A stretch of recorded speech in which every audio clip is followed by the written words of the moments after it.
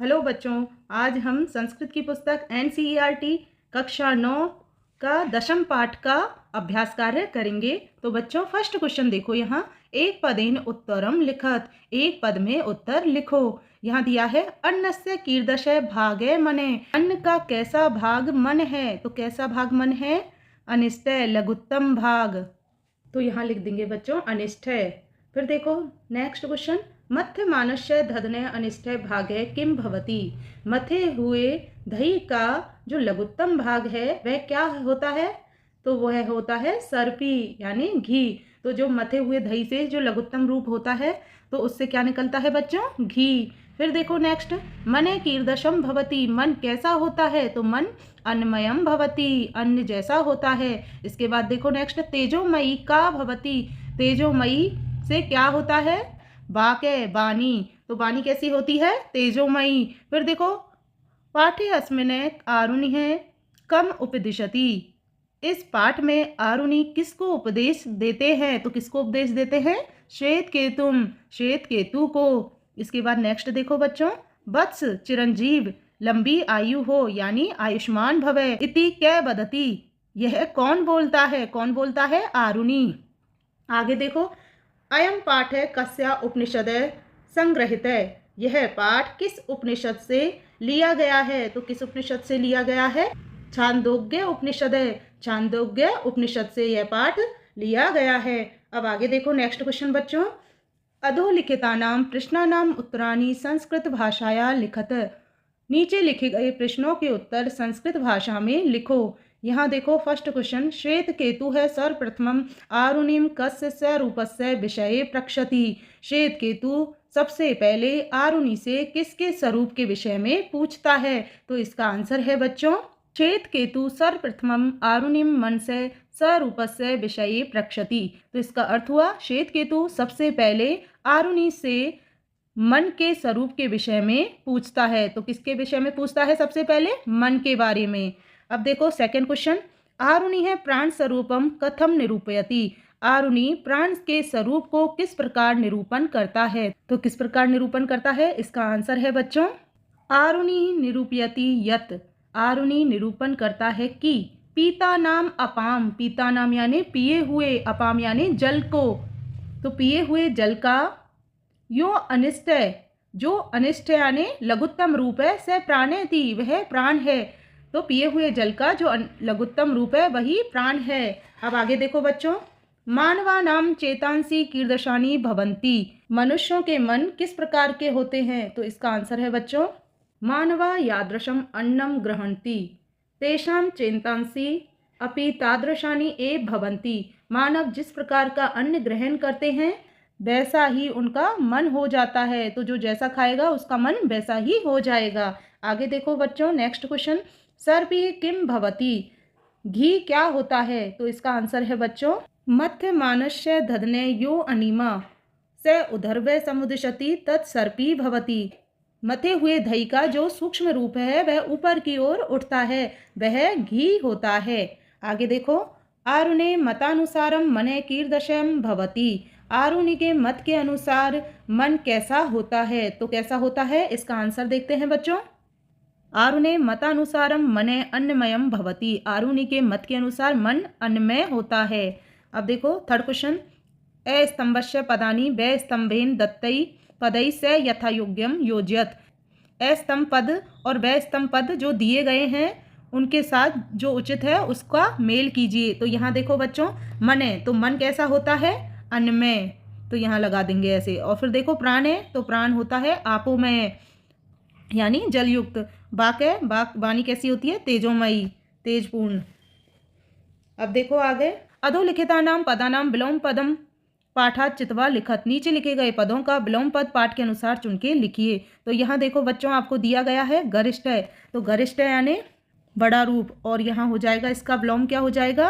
अनिष्ठ है यानी सूक्ष्म रूप। फिर देखो अध यानी नीचे, उधर्व यानी ऊपर, एक वारम यानी एक बार, और भूव यानी बार बार, अनधीतम यानी बिना पड़ा हुआ, और इसका विलोम होगा अधीतम, अधीतम यानी पड़ा हुआ। इसके बाद देखो किंचित, किंचित यानी कुछ, और यहाँ लिखेंगे सर्वम, सर्वम यानी सब कुछ। तो इस तरीके से आपके विलोम शब्द हो जाएंगे। अब देखो फोर्थ क्वेश्चन, उदाहरण मनुसृत्य निम्नलिखितेषु क्रियापदेषु तुमुन प्रत्ययम योजित्वा पद निर्माणम कुरुते।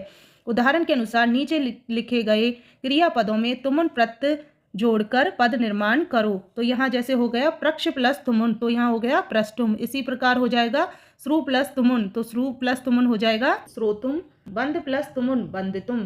पठ प्लस तुमुन पठितुम। प्री प्लस तुमुन कर्तुम।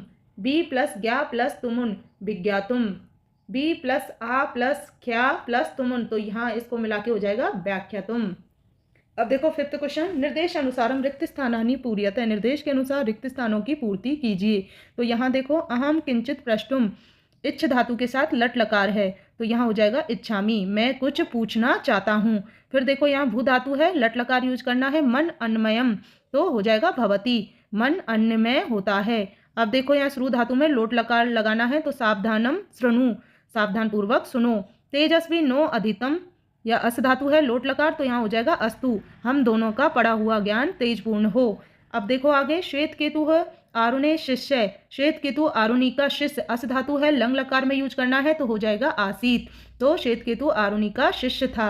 अब देखो नेक्स्ट, उदाहरण मनुसृत्य वाक्यानि रचयते। उदाहरण के अनुसार वाक्यों की रचना कीजिए। अहम स्वदेशम सेतुम इच्छामि, मैं अपने देश की सेवा करना चाहता हूँ। तो इसी प्रकार जैसे यहाँ दिया है उपदिशामि, तो यहाँ लिख देंगे अहम छात्रान, मैं छात्रों को उपदेश देता हूँ। ऐसे यहाँ प्रणमामि है, तो अहम गुरुम प्रणमामि, मैं गुरु को प्रणाम करता हूँ। फिर है अहम पुत्रम आज्ञाप्यामि, मैं पुत्र को आज्ञा देता हूँ। प्रक्षामि है, तो यहाँ लिख देंगे अहम प्रश्नम, मैं प्रश्न पूछता हूँ। फिर अवगच्छामि है, तो यहाँ लिख देंगे अहम सर्वम वृतांतम, मैं सभी वृतांत जानता हूँ। अब आगे देखो संधिम कुरुते, संधि कीजिए। अशितस्य प्लस अन्यस्य, तो यहाँ हो जाएगा बच्चों असितास्यान्यस्य, इसमें दीर्घ संधि है बच्चों। फिर देखो इति प्लस अपि प्लस अवधार्यम, तो यहाँ लिखेंगे हम इत्यप्य वर्धार्यम, तो यहाँ कौन सी संधि हो गई बच्चों, यन संधि। फिर देखो का प्लस इयम, तो यहाँ हो जाएगा केयम, यहाँ गुण संधि है बच्चों। नौ प्लस अधितम, तो यहाँ लिख देंगे नावधितम, यहाँ अयादि संधि है। भवती प्लस इति, तो यहाँ हो जाएगा भवतीति, यहाँ दीर्घ संधि हो गई। अब देखो नेक्स्ट, स्थूल पदान अधिकृत्य पृष्ठ निर्माणम कुरुते। स्थूल पदों को लेकर पृष्ठ निर्माण करो। तो यहाँ है मध्य मानस्य धदने अनिमा उदर्भम समुदिशति, मथे हुए दही का जो सूक्ष्म रूप है वह ऊपर की ओर उठता है। तो यहाँ क्वेश्चन बनाएंगे मध्य मानस्य को लेकर, तो किस प्रकार का, तो यहाँ लिख देंगे कीर्दशय, तो यहाँ लिखेंगे कीर्दस्य धदने अनिमा उदर्भम समुदिशति, किस प्रकार के दही का जो लघुत्तम रूप है वह ऊपर की उठता है। और लास्ट में क्वेश्चन मार्क, क्योंकि हम पृष्ठ निर्माण कर रहे हैं। अब देखो भवता घृतो उत्पत्ति रहस्यम व्याख्यातम, आपके द्वारा घी की उत्पत्ति का रहस्य की व्याख्या की गई। तो किसके द्वारा, तो यहाँ लिख देंगे संस्कृत में केन घृतोत्पत्ति रहस्यम व्याख्यातम, और लास्ट में क्वेश्चन मार्क। अब देखो आरुणिम उपगमय श्वेत केतु अभिवाद्यते, आरुणि के पास श्वेत केतु जाकर प्रणाम करता है या फिर अभिवादन करता है। तो यहाँ लिखेंगे आरुणिम उपगमय कै अभिवादयति, और लास्ट में क्वेश्चन मार्क कि आरुणि के पास जाकर कौन अभिवादन करता है। अब देखो नेक्स्ट, श्वेत केतु बाघ विषय प्रक्षति, श्वेत केतु वाणी के विषय में पूछता है। तो यहाँ क्वेश्चन बनेगा किसके विषय में, तो यहाँ लिखेंगे बच्चों श्वेत केतु कस्य विषय प्रक्षति, श्वेत केतु किसके विषय में पूछता है, और लास्ट में क्वेश्चन मार्क। अब देखो यहाँ 7वां क्वेश्चन, पाठस्य सारांशम पंच वाक्ये लिखत, पाठ के सारांश को 5 वाक्यों में लिखो। तो यहाँ लिखते हैं बच्चों, तो यहाँ 5 वाक्य देखो बच्चों। अस्मिन् पाठम आरुणि श्वेत केतुम उपदिशति, इस पाठ में आरुणि श्वेत केतु को उपदेश देता है।